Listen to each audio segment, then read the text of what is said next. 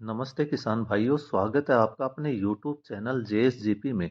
आजकल परंपरागत खेती में लागत अधिक एवं आमदनी कम होती जा रही है, लेकिन खेती को आधुनिक तरीके से किया जाए तो आमदनी का अच्छा स्रोत बन सकती है। इसके लिए हमें मिश्रित खेती जिसमें फल वाले पौधों के साथ साथ खाली जगह में कंद वाले, बेल वाले एवं कम ऊंचाई वाली फसलों को किया जाता है ताकि हमें अच्छी आमदनी प्राप्त हो। लेकिन सभी पौधों को स्वस्थ रखने हेतु हमें पौधों को दिए जाने वाले आवश्यक पोषक तत्वों की जानकारी होना भी आवश्यक है। पर आज के वीडियो में पोषक तत्वों के काम, किस अवस्था में पौधा उसको लेता है, सभी मुख्य खादों की विशेषताएं और कमियां, ये खादें कब से कब तक काम करती हैं और इस तरह की कई जानकारी इस वीडियो में आज मिलेगी। दोस्तों, पौधे में कुल 18 पोषक तत्वों की जरूरत पड़ती है उसके पूरे जीवन चक्र में। इनमें से 3 तत्व कोबाल्ट, निकल और क्लोरीन पर अलग अलग विशेषज्ञों के अलग अलग मत है। कहीं पर ये तत्व फायदा देते हैं तो कहीं पर कुछ नुकसान देते हैं। इसलिए कुछ लोग सिर्फ 15 तत्वों को ही जरूरी मानते हैं, कुछ 16 को तो कुछ 17 तत्वों को जरूरी मानते हैं। इन सभी तत्वों में से 3 तत्व कार्बन, हाइड्रोजन और ऑक्सीजन पौधा वातावरण से सीधे ले सकता है, लेकिन बाकी सभी तत्वों को पौधे को अलग से देना पड़ता है। तो बाकी बचे तत्वों को मुख्य 3 भागों में बांटा गया है: प्राइमरी न्यूट्रिएंट्स, सेकेंडरी न्यूट्रिएंट्स और माइक्रो न्यूट्रिएंट्स, यानी मुख्य पोषक तत्व, अन्य पोषक तत्व और सूक्ष्म पोषक तत्व। अब सूक्ष्म पोषक तत्वों की जरूरत मुख्य और अन्य पोषक तत्वों की अपेक्षा में काफी कम होती है और मुख्य पोषक तत्वों में नाइट्रोजन, फास्फोरस और पोटेशियम आते हैं, यानी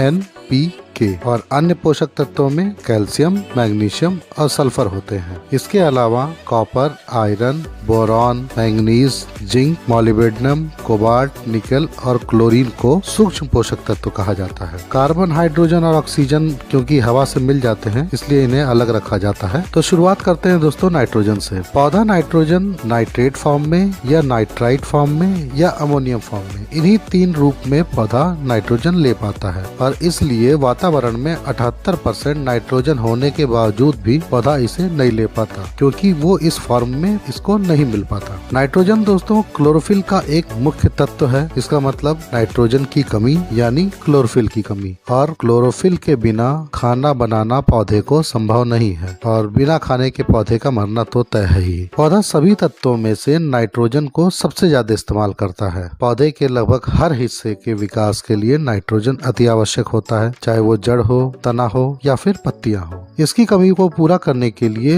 साधारण तौर पे यूरिया का इस्तेमाल किया जाता है, जिसमें 46% नाइट्रोजन होता है। यूरिया डालने के 3 से 4 दिन बाद ये काम करना शुरू करता है और लगभग 20 दिन तक काम करता है। ध्यान दीजिएगा, रासायनिक खादों में दोस्तों ये खासियत होती है कि एक बार कोई दाना नमी पा गया और रिएक्शन शुरू हो गई तो एक चेन रिएक्शन यानी एक श्रृंखला चालू हो जाती है, जिससे फिर से नमी की जरूरत नहीं पड़ती है। अब रिसर्च में तो यहाँ तक पाया गया है कि अगर 6% नमी भी आपकी मिट्टी में है तो भी यूरिया एक्टिवेट यानी सक्रिय हो जाता है। लेकिन दोस्तों यूरिया लगातार इस्तेमाल करने से आपके मिट्टी का पीएच घट जाता है। हालांकि यूरिया खुद न्यूट्रल होता है, यानी इसका पीएच 7 के आसपास होता है। दोस्तों यूरिया का इस्तेमाल नर्सरी में नहीं करना चाहिए। नए पौधों के जड़ों के पास यदि यूरिया का दाना पड़ जाए तो वह पौधे को जला भी सकता है और इसके इस्तेमाल के बीच में आपको 20 दिन का अंतर कम से कम रखना ही चाहिए, क्योंकि इसकी अधिकता से भी कई दिक्कतें पौधे पर आ सकती हैं। अब अगला तत्व है दोस्तों फास्फोरस। ये पौधा 2 रूप में लेता है, डाइहाइड्रेटेड फास्फेट और हाइड्रोजन फास्फेट। इसका मुख्य स्रोत आज के युग में डाई अमोनियम फास्फेट यानी DAP को माना जाता है, जिसमें 18% नाइट्रोजन और 46% फास्फोरस होता है। और इस प्रकार के सभी खाद जिसमें 2 या 2 से अधिक तत्व एक साथ आते हैं उन्हें कॉम्प्लेक्स फर्टिलाइजर या जटिल खाद भी कहते हैं। इन खादों में सभी तत्वों को अलग अलग तरीकों से अलग अलग बांध कर रखा जाता है। उदाहरण के तौर पर अगर आप चीनी को पानी में डालते हैं तो चीनी पानी में घुल जाएगी, यानी एक रिएक्शन हो जाएगा। लेकिन अगर वही चीनी आप पॉलिथीन में पैक करके फिर पानी में डालेंगे तो चीनी उसी तरह बनी रहेगी और पानी के अंदर भी रहेगी। तो आप ऐसे समझ सकते हैं कि 2 अलग अलग तत्वों को अलग अलग रासायनिक प्रक्रियाओं से बांध कर फिर एक साथ मिलाया जाता जाता है ताकि वे आपस में रिएक्शन ना करें। इस तरह की खादों को कॉम्प्लेक्स खाद यानी जटिल खाद कहा जाता है। इनके उदाहरण डीएपी, एनपीके 12-32-16, 19-19-19, 12-61-0 या 10-26-26। अब डीएपी में जो 18% नाइट्रोजन होता है उसमें 15.5% अमोनियम नाइट्रेट होता है और 46% फास्फोरस में से 39.5 यानी 39.5% पानी में घुलता है और बाकी मिट्टी में ही जाकर घुलता है। इसलिए डीएपी धीरे धीरे पौधों में 7 दिन में लगना शुरू होता है और इसका असर 4 से 5 महीने तक चलता है। यहाँ तक कि पीएसबी यानी फॉस्फेट सोलुलाइजिंग बैक्टीरिया, इनकी मदद से आप पहले के डीएपी जो आपने पहले खेत में डाली है उस डीएपी का भी इस्तेमाल आप अपनी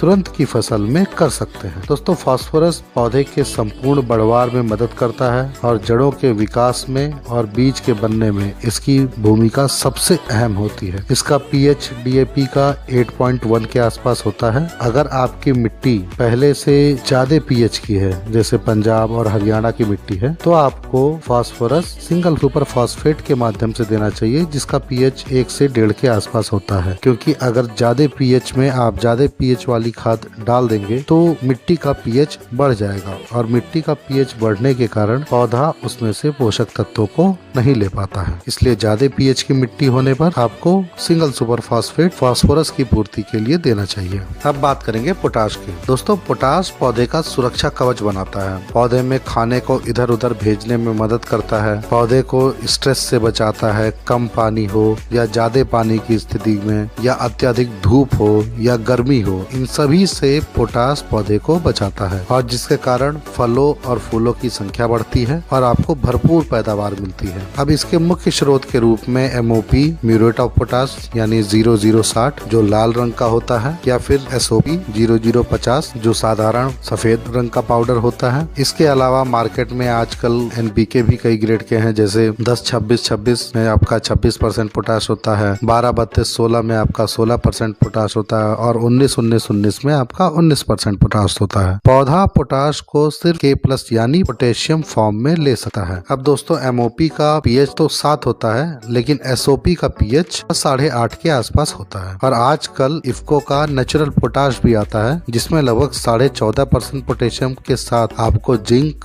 लोहा, तांबा, मैग्नीज की भी कुछ मात्रा आपको इसमें मिल जाती है जो पौधे की रोग प्रतिरोधक क्षमता को और अच्छा विकसित करने में मदद करता है। और सबसे अच्छी बात है कि इसका पीएच भी आपका न्यूट्रल होता है। लेकिन नाइट्रोजन की तरह पोटाश मिट्टी में फैल नहीं सकता, जिसके कारण अगर आपने पोटाश ऊपर से दिया है और पानी कम है तो वह पौधे की जड़ तक नहीं पहुंच पाता है। इसलिए पोटाश को हमेशा कोशिश ये करनी चाहिए कि मिट्टी में ही दें ताकि पौधे की जड़ें पोटाश को आराम से पा सके। अब दोस्तों, पोटाश का जो क्लोराइड फॉर्म होता है यानी म्यूरेट ऑफ पोटाश, इसको समुद्र के किनारे जो इलाके होते हैं वहाँ पे इसका इस्तेमाल ज्यादा नहीं करना चाहिए, क्योंकि ये रिसर्च में पाया गया है कि समुद्र के किनारे क्लोरीन की मात्रा ऐसे ही ज्यादा होती है और अगर आप एमओपी यूज करते हैं तो क्लोरीन की अधिकता के कारण आपकी कुछ फसलें जैसे आलू हुआ, तंबाकू है या सिट्रस फ्रूट यानी संतरा, मौसमी, किन्नू, नींबू जैसी बागवानी फसलें जो होती हैं इन पे क्लोरीन बुरा असर डालती है। इसलिए अगर आप तटीय क्षेत्र के पास रहते हैं तो आप एसओपी यानी सल्फेट ऑफ पोटाश या फिर एनपीके का इस्तेमाल कर सकते हैं। अब दोस्तों, एमओपी और एसओपी दोनों पौधे में 5 से 7 दिन में लगना शुरू हो जाते हैं, लेकिन एमओपी मिट्टी में 2 से 3 महीने तक काम करता है और एसओपी मिट्टी में लगभग 1 से 1.5 महीने तक ही काम करता है। और आजकल जितनी भी एनपीके आती हैं जैसे एनपीके 12-32-16 या 10-26-26 या 12-61-0 या 19-19-19 जो पूरी तरीके से घुलनशील होती हैं पानी में, ये आपके मिट्टी में 1 महीने तक लगभग काम करती हैं। अब जानते हैं सेकेंडरी न्यूट्रिएंट्स यानी कैल्शियम, मैग्नीशियम और सल्फर को। पहले कैल्शियम, ये पौधे में हर कोशिका की दीवार बनाने के लिए सबसे जरूरी तत्व है। इसका मतलब इसके बिना पौधा आपको स्वस्थ नहीं दिख सकता। नई जड़ों के विकास में और नए कल्लों के निकलने में भी इसका महत्वपूर्ण योगदान है, लेकिन कैल्शियम पौधे के एक हिस्से से दूसरे हिस्से पर नहीं जा सकता। इसलिए इसकी कमी होने पर सामान्यतः नई पत्तियों, डंठलों पर इसका असर देखने को मिलता है, जैसे पत्तियां मुड़ जाती हैं, विकृत हो जाती हैं या डंठल चटक जाती है, टूट जाती है। ये सभी लक्षण कैल्शियम की कमी के होते हैं। इसकी पूर्ति के लिए आप सिंगल सुपर फॉस्फेट भी यूज कर सकते हैं, कैल्शियम नाइट्रेट भी यूज कर सकते सकते हैं। चूना भी आप अपने मिट्टी में मिला के इसकी कमी को पूरा कर सकते हैं। कैल्शियम दोस्तों मिट्टी के पीएच को भी सुधारता है। अगर आपकी मिट्टी ज्यादा एसिडिक हो गई है तो कैल्शियम डालने से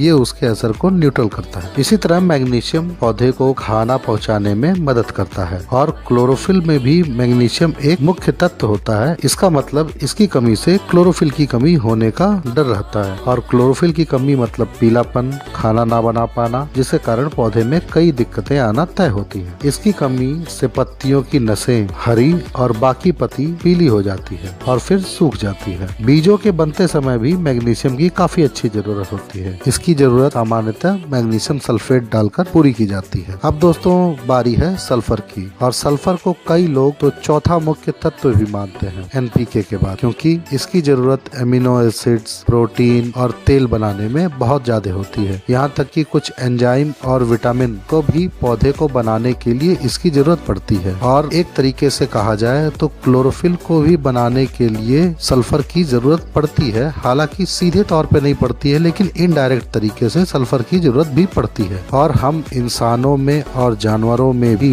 एमिनो एसिड्स और प्रोटीन बनाने में सल्फर मदद करता है। इसलिए फसल में इसकी उपलब्धता अनाज की गुणवत्ता को बढ़ाती है। दलहनी फसलें और तिलहनी फसलों में इसकी ज्यादा जरूरत होती है। दोस्तों सल्फर की कमी से पौधा नाइट्रोजन भी सही से इस्तेमाल नहीं कर पाता और इसलिए नाइट्रोजन और सल्फर को संबंधी या एक दूसरे का पूरक भी माना जाता है। सल्फर से दोस्तों जड़ों को गर्मी भी मिलती है और ये एक फफूंदी नाशक की तरह भी काम करता है। इसकी कमी आपको नए पत्तों पर ज्यादा दिखती है, ते हल्के पीले रंग के हो जाते हैं। दोस्तों सल्फर रस चूसक कीड़ों पे भी काफी असरदार होता है और माइट्स पे भी काफी अच्छा काम करता है और इसके इस्तेमाल के हिसाब से ये अलग अलग प्रतिशत में भी आता है, जैसे 15 से 20% मिट्टी में इस्तेमाल करने के लिए और 80% स्प्रे और दवा की तरह इस्तेमाल करने के लिए। ये सभी तत्व दोस्तों पौधे में भरपूर मात्रा में उपलब्ध होने चाहिए। इसके अलावा बाकी तत्व भी अलग अलग प्रकार के काम अलग अलग फसलों में करते हैं। जैसे जिंक धान में खैरा रोग से बचाता है, कॉपर एक फफूंदी नाशक के तौर पर काम करता है, बोरॉन कई रोगों से बचाता है, फूलों को फल में बनने में मदद करता है और इसी तरह मोलिब्डेनम की कमी से गोभी में विप्टेल जैसी बीमारी भी आ जाती है। और इस तरह के असंख्य काम ये माइक्रो न्यूट्रिएंट्स करते हैं।